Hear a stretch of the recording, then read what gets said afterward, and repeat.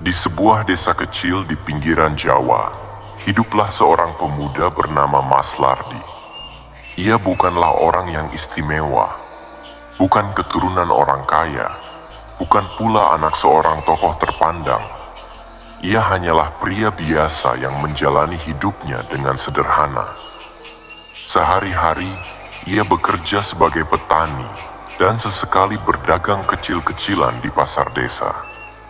Namun, jauh di dalam hatinya, Mas Lardi memiliki keinginan besar. Ia ingin sukses dan kaya. Setiap malam sebelum tidur, ia sering termenung di depan rumahnya yang berdinding bambu, memikirkan bagaimana cara keluar dari jerat kemiskinan. Ia sudah mencoba berbagai usaha, tetapi keberuntungan seolah tak pernah berpihak padanya. Hasil panennya selalu kurang memuaskan, dagangannya sering merugi, dan setiap kali ia mencoba sesuatu yang baru, entah mengapa selalu saja ada kendala. Suatu hari, ia mendengar bisikan dari seorang tetua desa yang konon mengetahui jalan menuju kekayaan dengan cara yang tak biasa. Ada cara cepat untuk mendapatkan kekayaan, tapi itu bukan untuk sembarang orang. Bisik tetua itu saat mereka berbincang di warung kopi. Mas Lardi tertarik, tetapi di sisi lain, ia juga takut. Ia bukan orang yang percaya begitu saja pada hal-hal mistis. Namun, semakin lama hidupnya semakin terdesak. Hutang mulai menumpuk, kebutuhan semakin banyak, dan ia merasa tak punya pilihan lain. Suatu malam, saat bulan purnama menggantung sempurna di langit, Mas Lardi mengalami kejadian yang aneh. Ia sedang duduk di balai-balai kayu di depan rumahnya ketika tiba-tiba angin bertiup kencang, membuat dedaunan berdesir tak wajar. Suara jangkrik yang biasanya nyaring mendadak menghilang, digantikan oleh keheningan yang mencekam. Tiba-tiba, ia merasa ada seseorang yang memperhatikannya dari kejauhan. Bulu kuduknya berdiri, tetapi kakinya seolah terpaku ke tanah. Ia mencoba mencari sumber perasaan itu, tetapi tidak melihat siapapun. Kemudian, terdengar suara gemuruh seperti derap kuda, tetapi anehnya, suara itu datang dari arah langit. Mas Lardi menatap ke atas dan melihat sesuatu yang tidak pernah ia bayangkan sebelumnya. Sebuah kereta kencana emas berkilauan melayang di udara, ditarik oleh 4 kuda hitam bersayap. Di dalam kereta itu, duduk seseorang dengan pakaian serba hitam dan jubah panjang. Wajahnya samar-samar terlihat, tetapi mata tajamnya menatap langsung ke arah Mas Lardi. Sosok itu tak berkata apa-apa, tetapi sebuah suara bergaung di dalam kepala Mas Lardi. Waktumu telah tiba. Ikuti aku. Mas Lardi merasakan tubuhnya kaku. Ia ingin berlari, tetapi seakan ada kekuatan yang menahannya. Suara itu semakin menggema di kepalanya, membuatnya limbung. Perlahan, tubuhnya terasa ringan, seolah ada yang menariknya naik ke udara. Tanpa bisa melawan, ia mendapati dirinya berada di dalam kereta kencana itu. Hawa di sekelilingnya berubah dingin, dan angin malam berdesir di telinganya. Ia menoleh ke samping, tetapi sosok berjubah hitam itu tetap diam, hanya menatap lurus ke depan. Mas Lardi tidak tahu berapa lama ia berada di dalam kereta itu. Rasanya seperti waktu berhenti. Awan berarak di bawah mereka, dan ia mulai melihat sesuatu yang mustahil. Laut yang terbuka lebar seakan membentuk jalan, seolah ada kekuatan gaib yang membelah airnya. Kereta kencana itu mulai turun perlahan menuju celah air yang terbuka, membawa Mas Lardi ke dunia yang belum pernah ia bayangkan sebelumnya. Dalam benaknya, satu pertanyaan terus berulang. Apakah aku telah masuk ke dunia lain? Dan yang lebih penting lagi, apakah aku akan bisa kembali? Sebelum kita lanjutkan kisahnya, kami ingin mendengar dari kalian. Tulis di kolom komentar dari mana kalian berasal dan kisah mistis apa yang pernah terjadi di sana, agar nanti bisa kita bahas di video-video selanjutnya. Kereta kencana emas melaju menembus celah laut yang terbuka lebar, membawa Mas Lardi ke tempat yang belum pernah ia bayangkan sebelumnya. Di sekelilingnya, air bergelombang seolah membentuk terowongan raksasa. Cahaya biru kehijauan berpendar di dinding-dinding air itu, dan ikan-ikan berkilauan berenang di kejauhan. Mas Lardi hanya bisa duduk kaku, matanya membelalak tak percaya. Ia ingin bertanya pada sosok berjubah hitam yang duduk di sampingnya, tetapi suaranya seakan tercekat di tenggorokan. Akhirnya setelah beberapa saat yang terasa seperti keabadian, kereta itu mulai melambat. Di depan mereka, terlihat sebuah istana megah yang berdiri di dasar laut. Dindingnya terbuat dari batu kristal yang bersinar keemasan, dan pilar-pilarnya menjulang tinggi seperti istana kerajaan dalam dongeng. Di gerbang istana, berdiri dua sosok tinggi besar dengan pakaian perang berwarna hitam. Wajah mereka tertutup topeng perak berukir, dan mata mereka bersinar merah menyala. Mereka tidak bergerak sedikit pun saat kereta kencana berhenti di hadapan mereka. Mas Lardi menelan ludah. Ia belum pernah merasakan ketakutan sebesar ini. Sosok berjubah hitam yang duduk di sampingnya akhirnya membuka suara. Suaranya dalam dan bergema seolah berasal dari dalam gua. Turunlah, Ratu sudah menunggumu. Tanpa bisa melawan, Mas Lardi merasakan tubuhnya bergerak sendiri.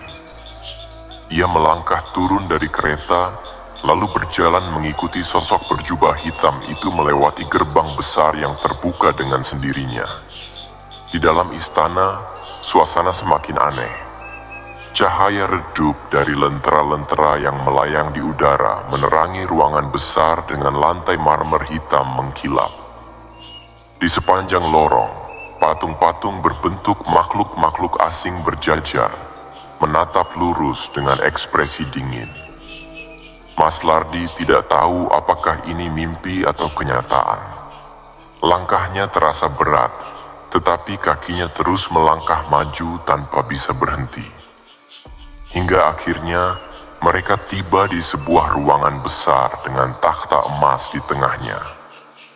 Di atas takhta itu duduk seorang wanita yang luar biasa cantik. Kulitnya pucat dengan cahaya kehijauan samar. Rambutnya panjang tergerai bagaikan ombak, dan matanya berwarna biru laut yang dalam. Ia mengenakan mahkota emas bertabur permata, dan pakaiannya berkilauan seperti sisik ikan. Mas Lardi tidak bisa berkata-kata. Wanita itu tersenyum tipis, lalu berkata dengan suara yang lembut, namun mengandung kekuatan yang menghipnotis. "Selamat datang, Mas Lardi. Aku telah menunggumu." Jantung Mas Lardi berdebar kencang. Ia ingin bertanya apa yang sebenarnya terjadi, tetapi sebelum ia bisa membuka mulut, wanita itu melanjutkan. "Aku tahu semua keinginanmu. Aku tahu apa yang kau cari. Kekayaan, kemakmuran, kehidupan yang tak lagi sulit. Aku bisa memberikannya padamu tanpa syarat kecuali satu." Mata wanita itu menatap tajam, dan dalam sekejap, Mas Lardi merasakan tubuhnya semakin berat, seolah sesuatu yang tak terlihat tengah mengikatnya. "Menikahlah denganku, dan dunia ini akan menjadi milikmu." Mas Lardi merasakan hawa dingin menjalar ke seluruh tubuhnya. Ia baru sadar, ini bukan lagi tentang mencari keberuntungan. Ini adalah perjanjian dengan sesuatu yang jauh lebih besar dari yang ia bayangkan. Dan di balik senyum sang ratu, ia bisa merasakan sesuatu yang mengintai di balik kegelapan. Mas Lardi berdiri terpaku di hadapan wanita yang duduk di atas takhta emas berkilauan itu. Aura mistis yang memancar darinya membuat dada Mas Lardi bergetar, antara ketakutan dan keheranan. Wanita itu, yang menyebut dirinya sebagai ratu, memiliki kecantikan yang tak tertandingi. Kulitnya seputih mutiara, rambutnya mengalir seperti ombak laut, dan matanya berkilauan seperti cahaya rembulan yang terpantul di permukaan air. Ia memancarkan pesona yang memikat, tetapi di balik itu semua ada sesuatu yang mengerikan. Sesuatu yang membuat Mas Lardi merasa seolah dirinya tengah berdiri di ambang bahaya. Ratu itu tersenyum lembut, lalu melangkah turun dari singgasananya dengan gerakan yang begitu anggun. Ia berjalan mendekati Mas Lardi. Suaranya terdengar bagaikan nyanyian ombak. "Aku sudah lama mengawasimu, Mas Lardi. Aku tahu isi hatimu. Aku tahu kau ingin keluar dari kemiskinan. Kau ingin hidup makmur. Kau ingin dunia berpihak kepadamu." Mas Lardi hanya bisa menelan ludah. "Aku bisa memberimu segalanya," lanjut sang ratu. "Harta, kehormatan, keberuntungan, semua akan menjadi milikmu. Kau tak perlu lagi bersusah payah, cukup dengan satu hal kecil saja." "Apa itu?" Suara Mas Lardi terdengar serak dan nyaris berbisik. Ratu itu tersenyum, lalu mengulurkan tangannya yang halus dan pucat ke arah Mas Lardi. "Menikahlah denganku." Kata-kata itu menggema di seluruh ruangan. Seketika, udara di sekitar mereka terasa semakin dingin, dan jantung Mas Lardi berdebar tak menentu. Ia terdiam. Tawaran ini begitu menggiurkan, tetapi ada sesuatu di dalam dirinya yang berteriak bahwa ini bukanlah keputusan yang mudah. "Menikah?" ulang Mas Lardi, mencoba memastikan apakah ia tidak salah dengar. "Ya," ratu itu mengangguk. "Menjadi suamiku di dunia ini, kau tak perlu meninggalkan kehidupanmu di dunia manusia. Kau tetap bisa hidup seperti biasa. Tetapi ingatlah, aku adalah istrimu yang sah. Kau harus setia kepadaku." Mas Lardi merasa kepalanya berputar. Ia ingin bertanya lebih banyak, tetapi sebelum ia sempat melakukannya, ratu itu mengangkat tangannya. Dari udara kosong, muncul selembar kertas kuno berwarna kekuningan dengan aksara yang tak bisa dibaca oleh Mas Lardi.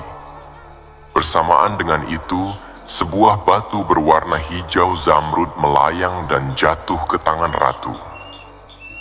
"Ini," katanya sambil menyerahkan kertas dan batu itu kepada Mas Lardi. "Tanda pernikahan kita. Mantra ini akan melindungimu. Dan batu ini adalah pusaka yang akan membawamu pada keberuntungan. Dengan ini, kekayaan akan datang kepadamu tanpa henti." Tangan Mas Lardi gemetar saat menerima kedua benda itu. Ia menatap batu pusaka yang berkilauan di tangannya. Ada sesuatu yang aneh dengan cahaya yang dipancarkannya, seolah ada sesuatu yang hidup di dalamnya. "Kau tidak akan menyesal," kata sang ratu. "Tetapi ingat, ini adalah perjanjian yang tak bisa dibatalkan." Mas Lardi menelan ludah. Tawaran ini begitu menggiurkan, tetapi ia tidak bisa mengabaikan rasa takut yang merayapi hatinya. Namun, dalam benaknya, hanya ada satu hal yang terus berputar. Inilah kesempatan yang selama ini ia cari. Dengan nafas berat, ia mengangguk. Aku menerimanya." Sejenak, sang ratu tersenyum. Tetapi, senyum itu terasa terlalu lebar, terlalu aneh. Bagus, Mas Lardi. Maka mulai saat ini, kau adalah suamiku. Tiba-tiba, ruangan bergetar dan angin dingin menyapu tubuh Mas Lardi. Cahaya di dalam istana berubah menjadi redup, dan suara gemuruh terdengar di kejauhan.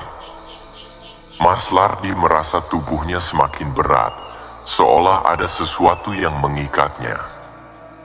Saat itu, ia tidak menyadari bahwa keputusannya baru saja mengubah takdir hidupnya selamanya. Mas Lardi terbangun dengan tubuh yang terasa lemas. Ia masih mengenakan pakaian yang sama seperti sebelum kejadian aneh itu terjadi. Sekelilingnya tampak seperti biasanya. Ia berada di rumahnya sendiri, di desa tempat ia tinggal sejak lahir. Namun, ada sesuatu yang terasa berbeda. Di tangannya, ia masih menggenggam batu pusaka berwarna hijau zamrud yang diberikan oleh sang ratu. Kertas berisi mantra yang diterimanya juga masih ada, terselip di kantong bajunya. Sejenak, ia bertanya-tanya apakah semua yang terjadi tadi malam hanyalah mimpi.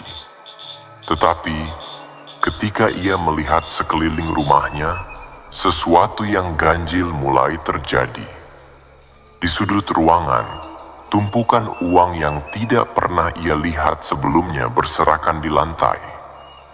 Bukan hanya selembar dua lembar, tetapi tumpukan besar yang menggunung.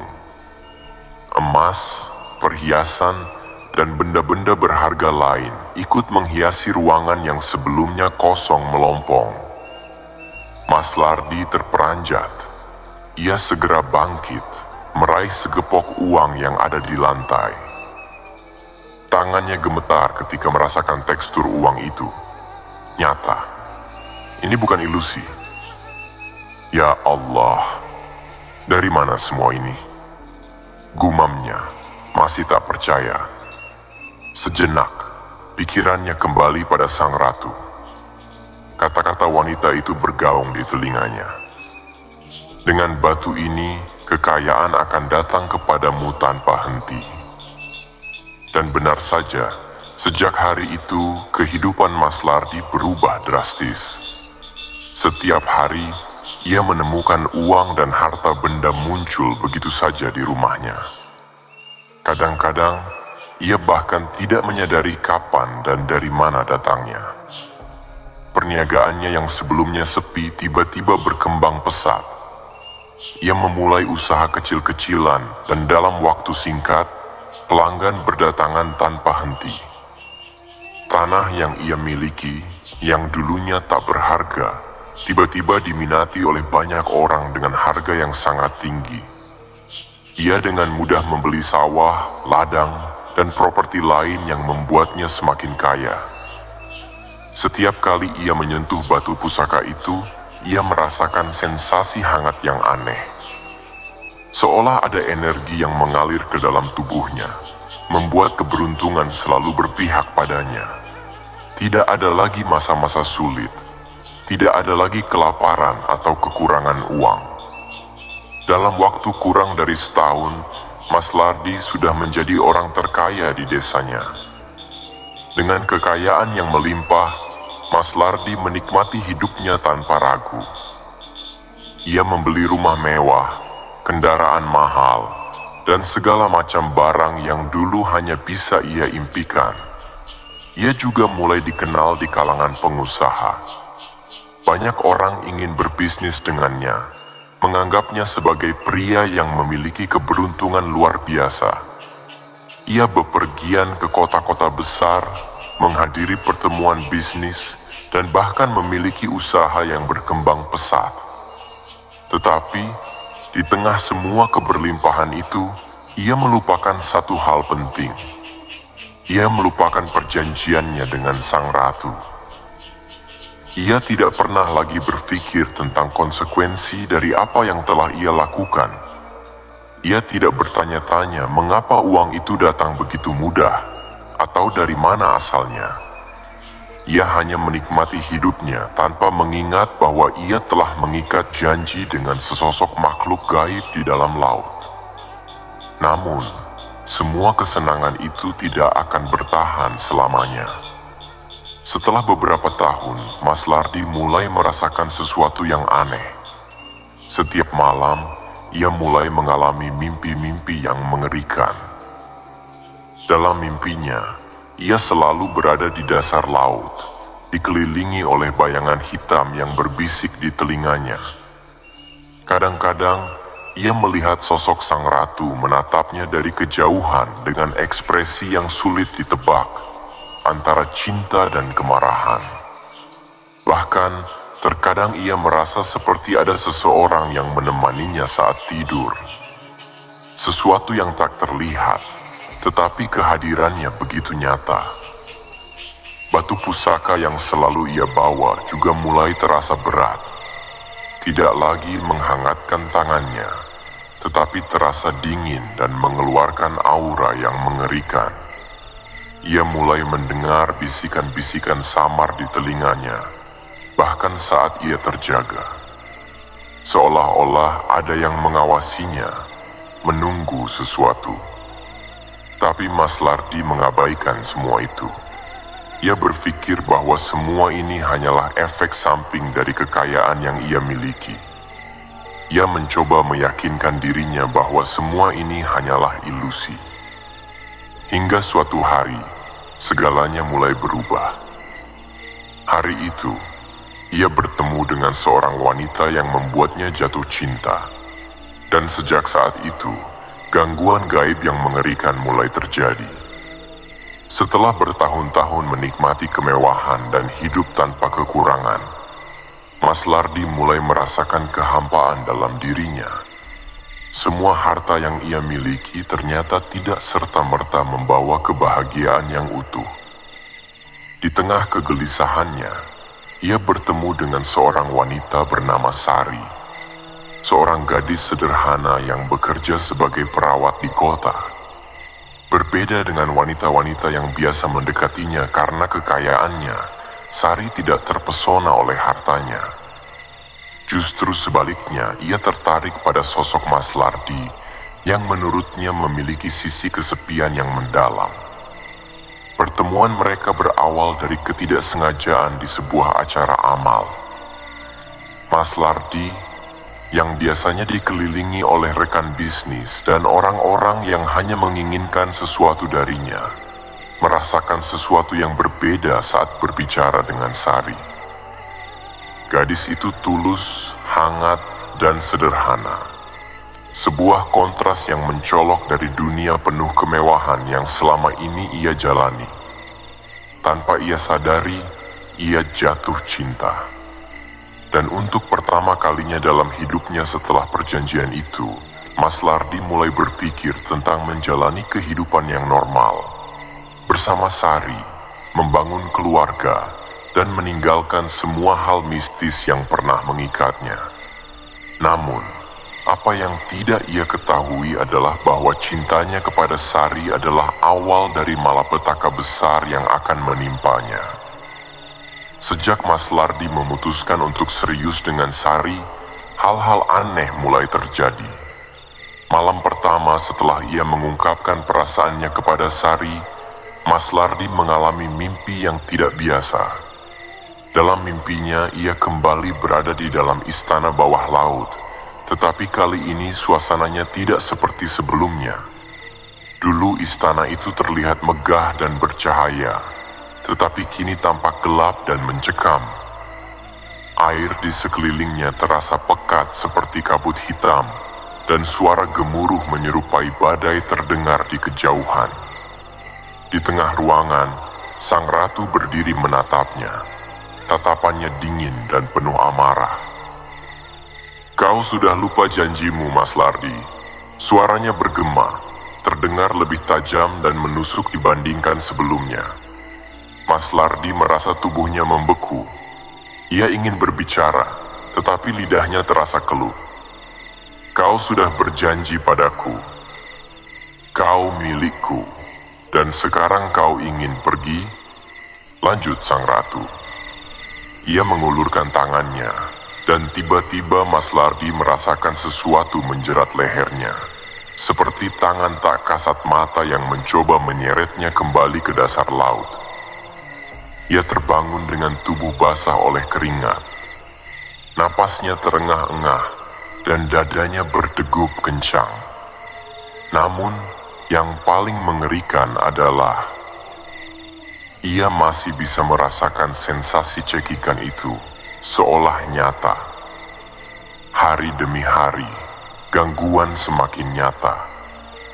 Mas Lardi sering mendengar bisikan ketika sedang sendirian.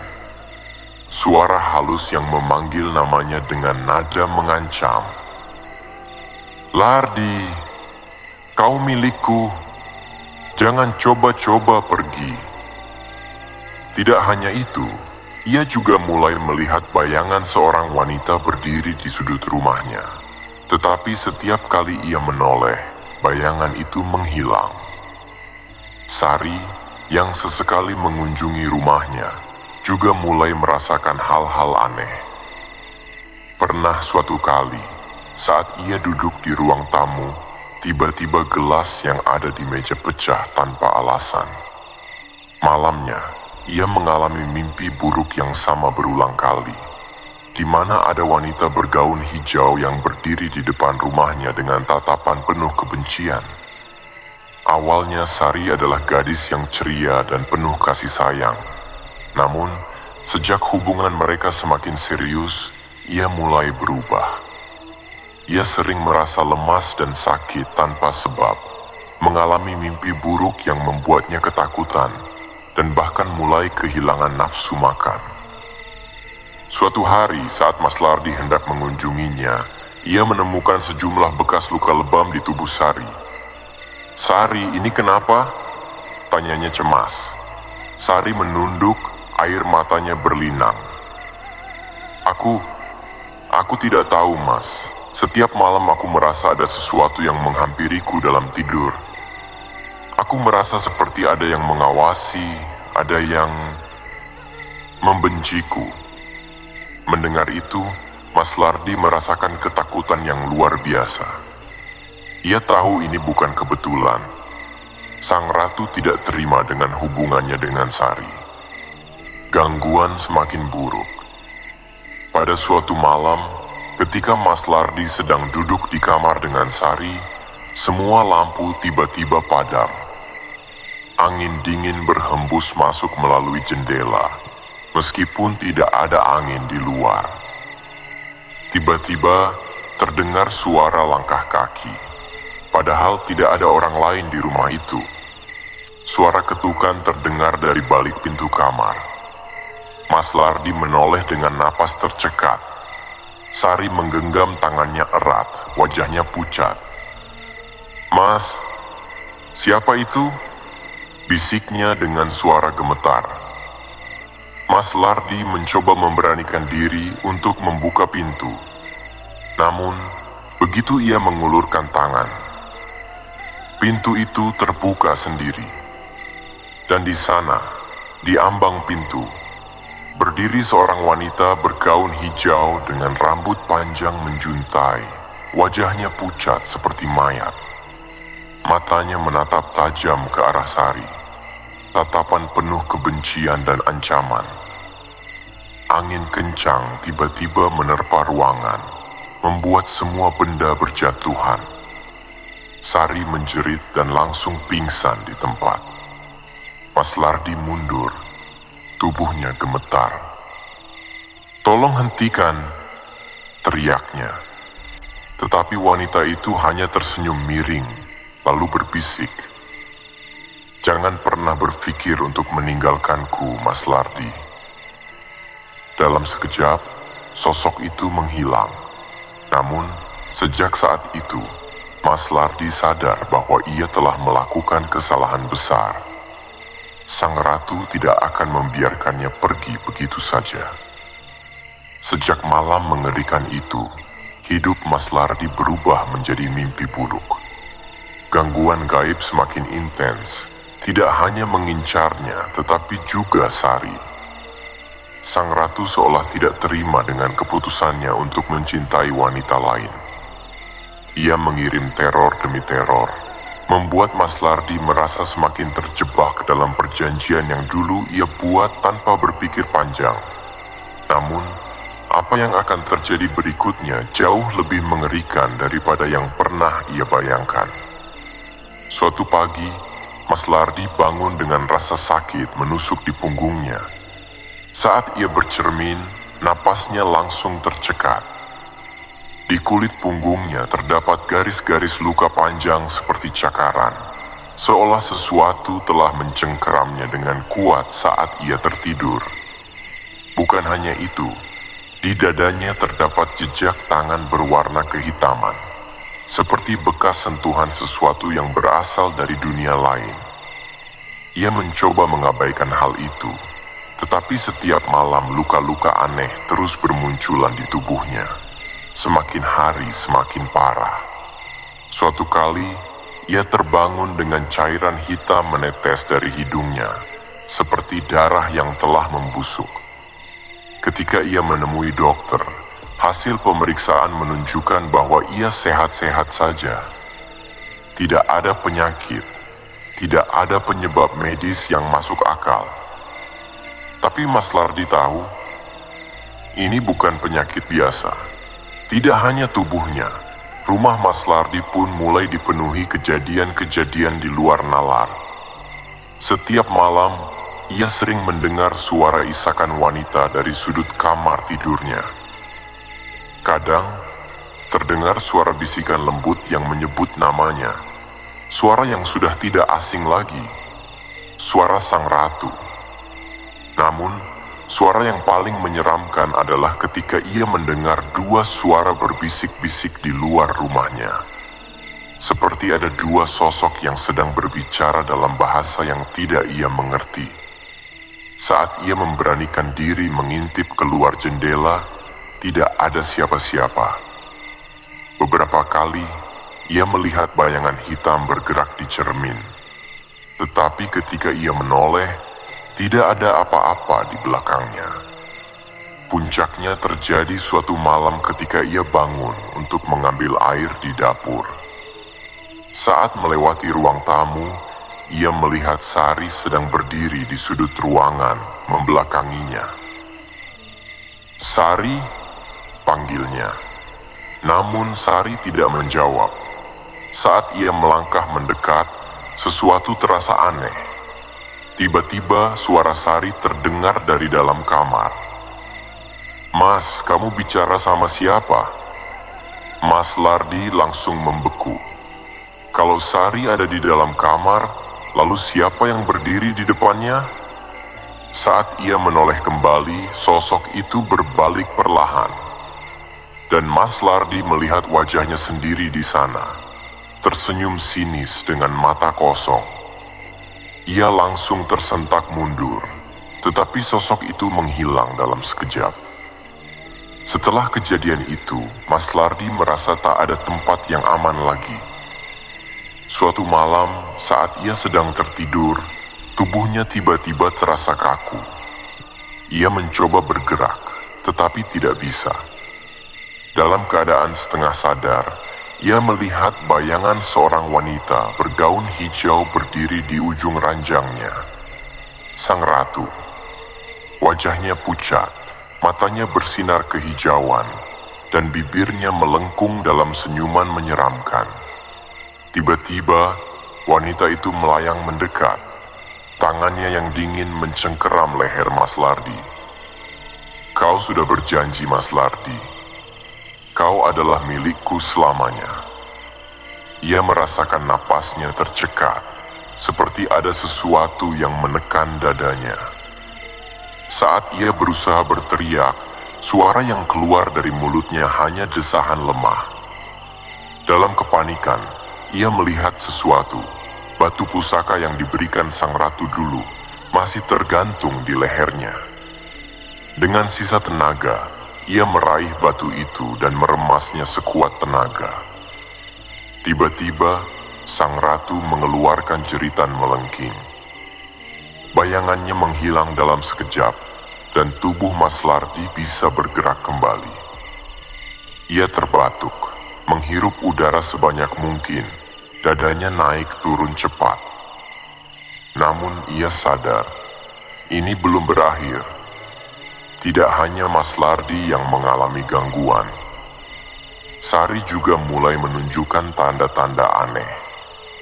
Ia sering melamun, menatap kosong ke arah dinding selama berjam-jam tanpa berkedip. Kadang-kadang, ia berbicara sendiri dengan suara pelan, seolah sedang berdialog dengan seseorang yang tak terlihat.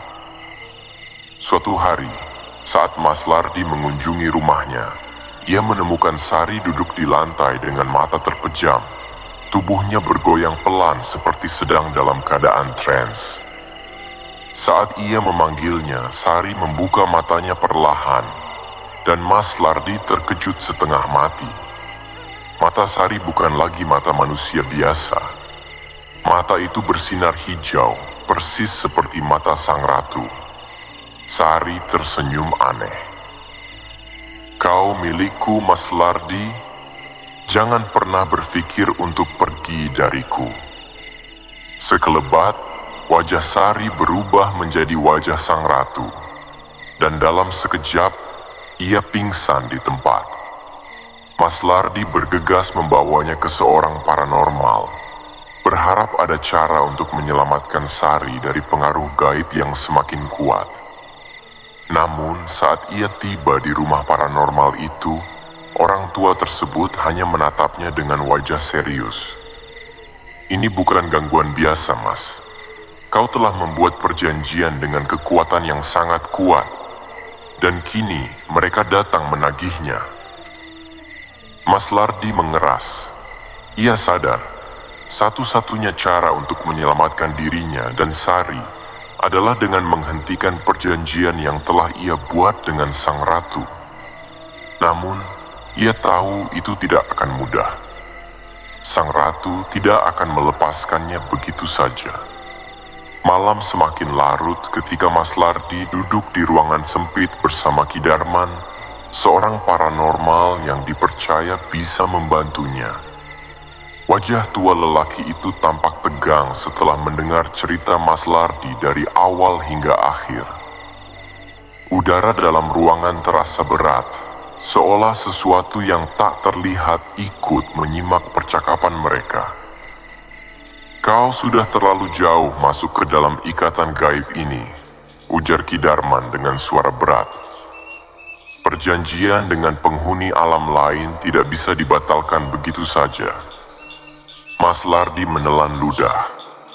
Ia tahu situasinya buruk, tapi mendengar kata-kata Ki Darman langsung membuat tubuhnya semakin dingin. "Lalu bagaimana caranya?" tanyanya dengan nada putus asa. Ki Darman menghela napas panjang sebelum menjawab. "Kau harus mencari tahu bagaimana perjanjian itu terjadi. Hanya dengan memahami asal-muasalnya, kau bisa menemukan celah untuk melepaskan diri." Mas Lardi merasakan perutnya bergejolak. Itu berarti ia harus menggali lebih dalam ke rahasia yang selama ini ia abaikan. Tentang mantra, tentang batu pusaka, dan mungkin tentang dirinya sendiri. Mas Lardi teringat sesuatu. Kertas mantra yang diberikan sang ratu pada malam ia menerima perjanjian. Namun, saat ia mencarinya di rumahnya, kertas itu sudah tidak ada. "Aku yakin aku menyimpannya di sini," gumamnya sambil membongkar lemari tua tempat ia dulu menyimpan benda-benda keramat. Keringat dingin mengalir di pelipisnya saat ia menyadari sesuatu yang lebih menakutkan. Kertas itu tidak pernah ia pindahkan sendiri. Kalau begitu, siapa yang mengambilnya? Selain kertas mantra, ada satu benda lain yang berkaitan dengan perjanjiannya. Batu pusaka yang ia terima dari sang ratu. Selama ini, ia selalu menyimpannya di dalam kantong kain merah, tergantung di lehernya. Namun, Saat ia mengeluarkannya untuk diperiksa lebih dekat, batu itu terlihat berbeda. Warnanya yang dulu hijau berkilau, kini berubah menjadi kehitaman dengan retakan halus di permukaannya. Saat ia menyentuhnya, sensasi dingin menusuk kulitnya, diikuti oleh suara bisikan samar yang terdengar di telinganya. "Kau tidak akan bisa lepas dariku, Mas Lardi." Mas Lardi terlonjak mundur, menjatuhkan batu itu ke lantai. Ia menatapnya dengan ketakutan, seakan batu itu hidup dan sedang mengamatinya. Kidarman memperhatikan Mas Lardi dengan tatapan penuh arti. "Aku bisa membantumu mencari tahu tentang perjanjian itu," katanya. "Tapi kau harus bersiap menerima kebenaran yang mungkin lebih buruk dari yang kau kira." Mas Lardi mengangguk.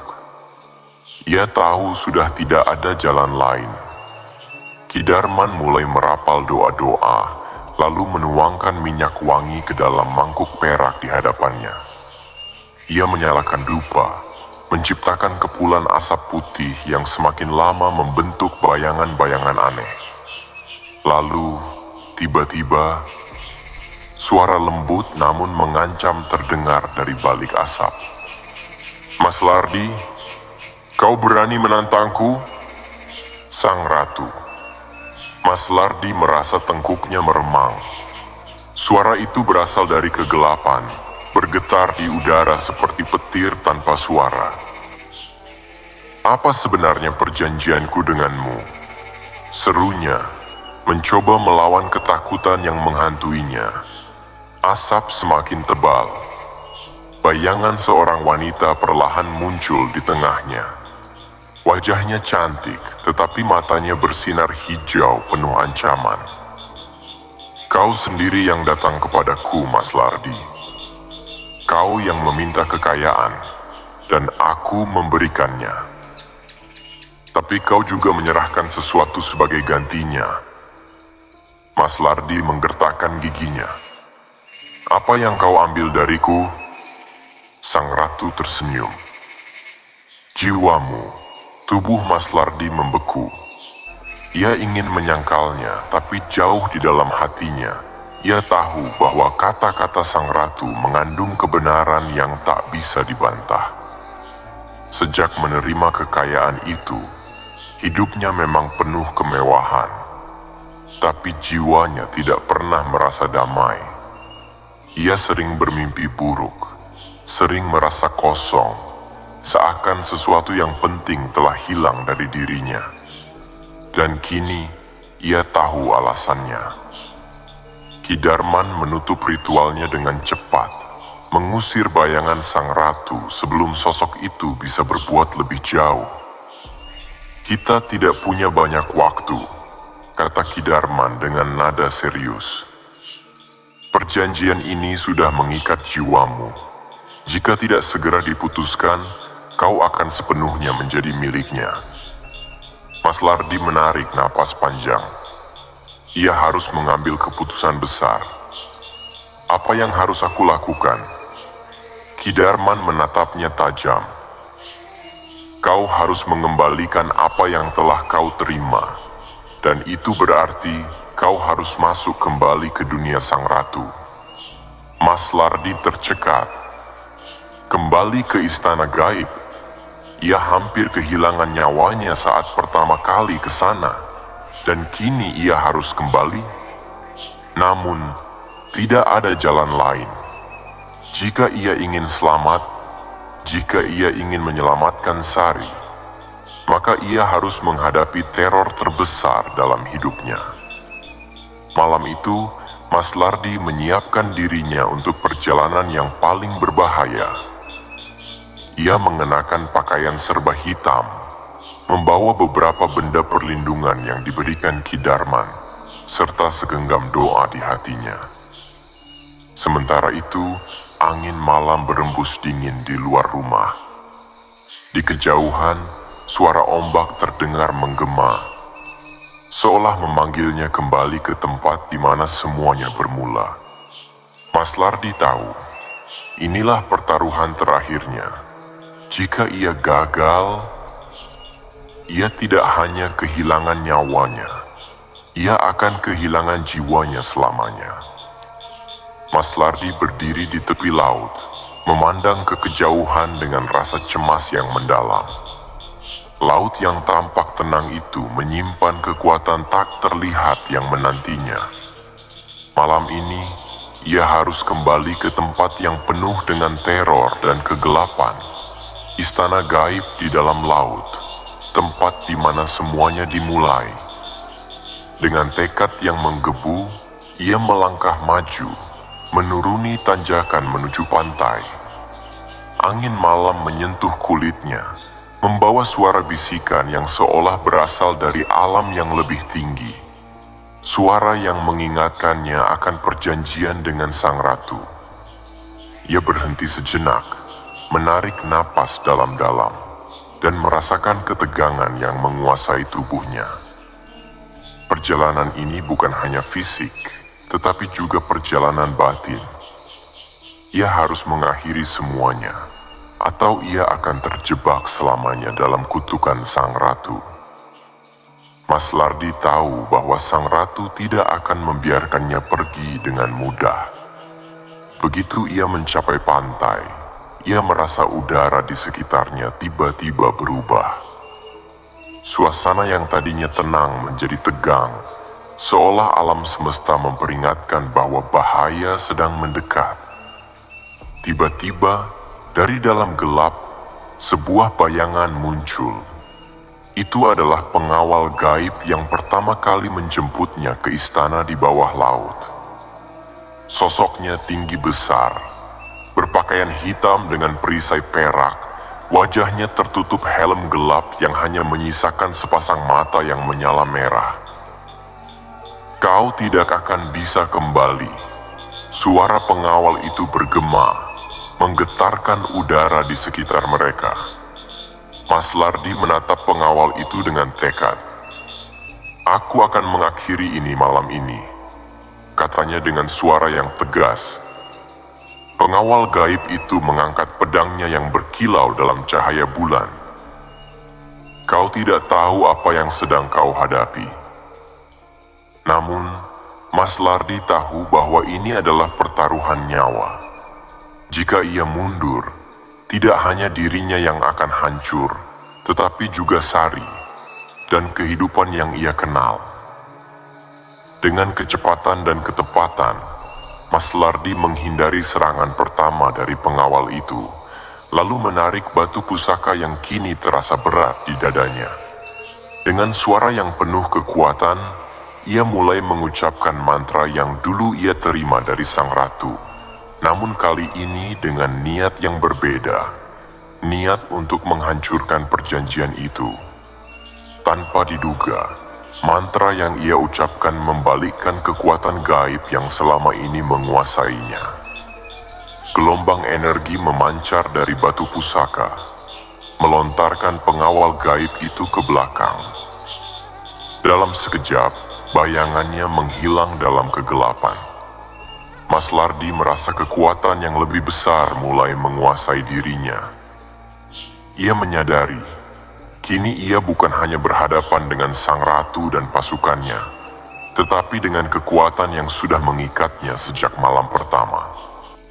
Mas Lardi tahu, untuk mengakhiri semuanya, ia harus kembali ke dasar laut, tempat sang ratu menunggu. Dengan tekad bulat, ia menginjakan kaki di atas sebuah kapal kecil yang telah disiapkan Ki Darman sebelumnya. Kapal itu melaju dengan cepat, menembus gelombang laut yang semakin menggila seiring mendekatnya mereka ke tempat yang penuh kegelapan. Lautan yang awalnya tenang kini berubah menjadi bergolak, seolah marah dengan kedatangan mereka. Ombak besar menghantam kapal. Namun Mas Lardi tetap bertahan, memegang erat batu pusaka dan kertas mantra yang telah ia temukan kembali. Setibanya di tempat yang ia tuju, sebuah pintu besar berwarna emas muncul di bawah permukaan laut. Bersinar dengan cahaya hijau keemasan, seperti panggilan dari alam gaib. Di sanalah, Istana Sang Ratu berada. Sebuah istana yang penuh dengan keindahan yang menakutkan, dikelilingi oleh karang-karang hitam yang tampak bergerak seperti makhluk hidup. Mas Lardi melangkah dengan berat, batu pusaka yang semakin terasa panas di genggamannya, seolah meresap dalam dirinya. Sesampainya di gerbang istana, suara bisikan lembut namun menakutkan terdengar, seolah menghentikan langkahnya. "Kau pikir kau bisa pergi begitu saja?" Mas Lardi menoleh dan melihat sang ratu berdiri di hadapannya. Wajahnya cantik namun penuh dengan kekuatan yang menakutkan. Matanya berkilau hijau dan senyumannya penuh dengan kekuasaan dan ancaman. "Kau akan kembali menjadi milikku, Mas Lardi." Namun Mas Lardi sudah tidak takut lagi. Ia mengangkat batu pusaka dan melemparkannya ke laut, tepat di atas pancaran cahaya dari istana gaib. Batu itu pecah menjadi serpihan-serpihan energi yang menyebar. Sang ratu berteriak, matanya membesar dengan amarah. Tidak, namun kekuatan gaib itu sudah terlambat. Dalam sekejap, istana itu mulai bergetar dan runtuh. Cahaya hijau yang menyelimuti dunia gaib itu memudar. Dan suara sang ratu terkalahkan oleh riuh ombak yang menggulung segala yang ada di sekitarnya. Dengan nafas tersengal-sengal, Mas Lardi menyaksikan istana itu tenggelam ke dalam lautan, di bawah gelombang yang seolah menelan semua jejak gaib yang pernah mengikatnya. Batu pusaka itu tidak lagi ada. Ketika kembali ke daratan, suasana sekeliling terasa berbeda. Angin malam yang dingin tidak lagi terasa menekan. Laut yang sebelumnya mengamuk kini tampak tenang. Dan tubuhnya yang sempat digenggam oleh kekuatan gaib kini terasa ringan. Ia menatap jauh ke arah pantai, merasakan kelegaan yang belum pernah ia rasakan sebelumnya. Kehidupan barunya dimulai sekarang, bebas dari jeratan perjanjian yang mengikatnya. Namun, meskipun tubuhnya bebas, hati Mas Lardi tahu bahwa perjalanannya masih belum berakhir. Sang ratu mungkin sudah pergi, namun apakah kutukan itu benar-benar sudah berakhir? Mas Lardi tidak tahu. Tetapi yang ia tahu sekarang adalah bahwa dia memiliki kendali atas hidupnya. Keputusan yang ia buat malam ini membawa dirinya pada kebebasan yang tak ternilai. Walaupun bayang-bayang dari masa lalu masih akan terus mengintainya. Setelah pertempuran panjang melawan pasukan gaib dan menghadapi sang ratu, Mas Lardi merasakan ketenangan yang begitu luar biasa. Ia berdiri di pantai, mata memandang cakrawala yang perlahan menyongsong fajar. Laut yang dulu penuh kemarahan kini tampak tenang dan damai. Namun, meskipun tubuhnya bebas dari cengkraman gaib, hatinya tetap dihantui oleh rasa tak pasti. Sudah berhari-hari berlalu sejak ia mengembalikan batu pusaka dan menghancurkan perjanjian dengan sang ratu. Namun perasaan asing itu masih belum hilang. Seiring dengan berlalunya waktu, ia merasa seolah ada sesuatu yang masih mengikutinya. Ada sesuatu yang tak kasat mata. Sebuah bayang-bayang yang terus mengintai, meski ia berusaha meyakinkan dirinya bahwa semuanya telah berakhir. Kehidupan Mas Lardi setelah kejadian itu tampaknya berjalan normal. Sari, calon istrinya, mulai pulih dari gangguan-gangguan yang selama ini mengintainya. Mereka melanjutkan rencana pernikahan, dan kekayaan yang pernah datang begitu mudah tetap ada, meski kini Mas Lardi tidak lagi merasa gembira menyambutnya. Semua itu terasa seperti hadiah yang tercemar, sebuah pemberian dari dunia lain yang menuntut harga tinggi. Namun semakin hari, Mas Lardi mulai merasakan ketegangan di dalam dirinya. Kadang, ia terbangun di malam hari dengan perasaan tercekik, seolah ada yang memanggilnya dari kejauhan. Suara halus yang tak bisa dijelaskan, bisikan yang terdengar hanya oleh dirinya. Bahkan Sari mulai merasakan hal aneh. Seringkali ia mengeluh tentang suasana rumah yang terasa tidak biasa, seperti ada yang selalu mengamatinya. Saat Mas Lardi berjalan melalui lorong rumahnya yang gelap, ia sering merasakan ada sesuatu yang bergerak di balik bayang-bayang.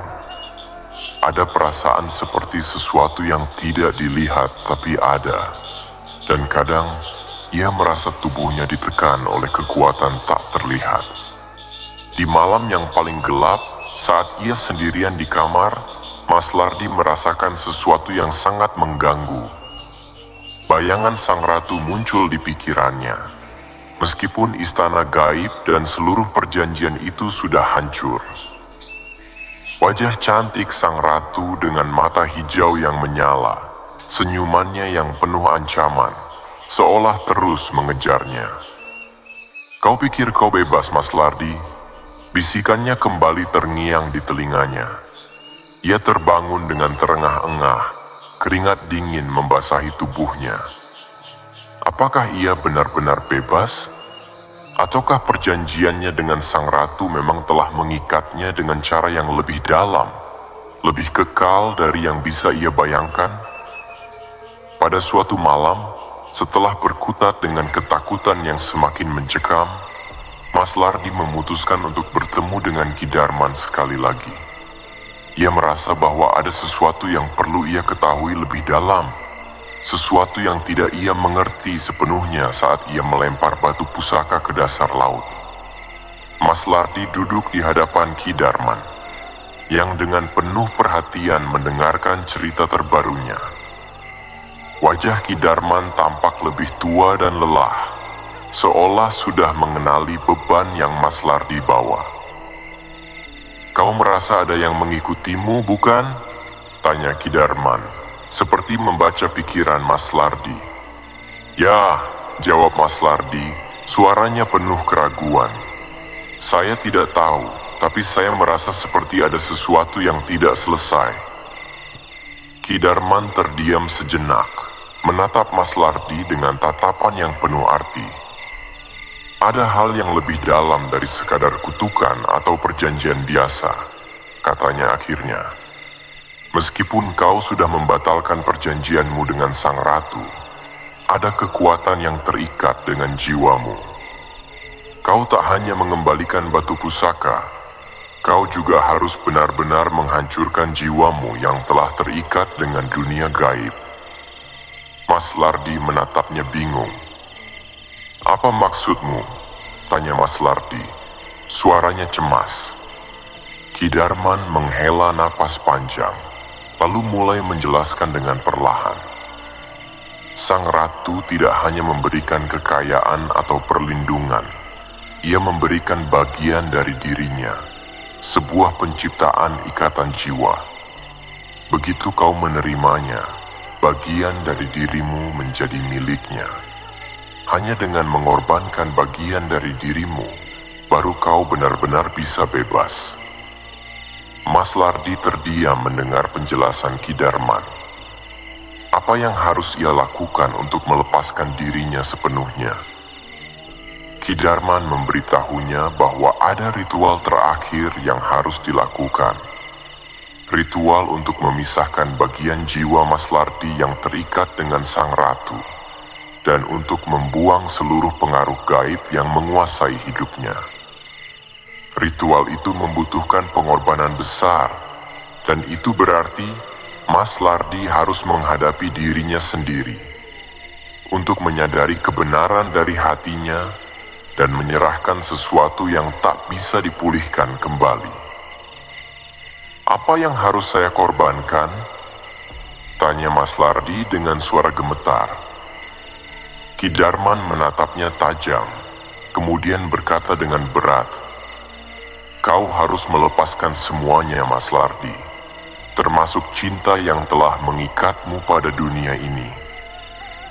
Mas Lardi tahu bahwa ini adalah pertaruhan terbesar dalam hidupnya. cinta yang ia miliki dengan Sari, kehidupan yang ia bangun, semuanya akan diuji dalam ritual ini.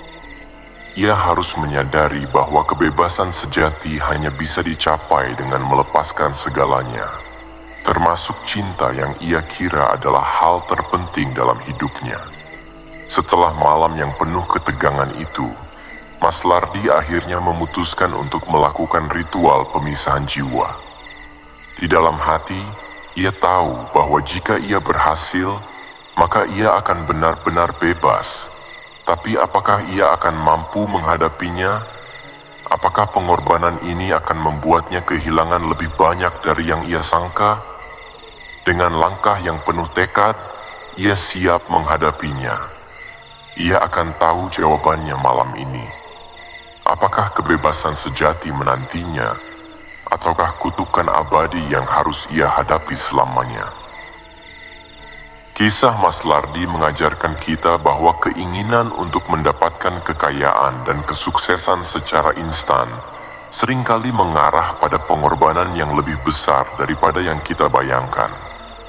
Dalam perjalanan Mas Lardi, kita melihat bagaimana perjanjian dengan dunia gaib dapat memberikan sesuatu yang tampaknya menguntungkan, namun pada akhirnya hanya membawa kehilangan, ketakutan, dan ketidakpastian.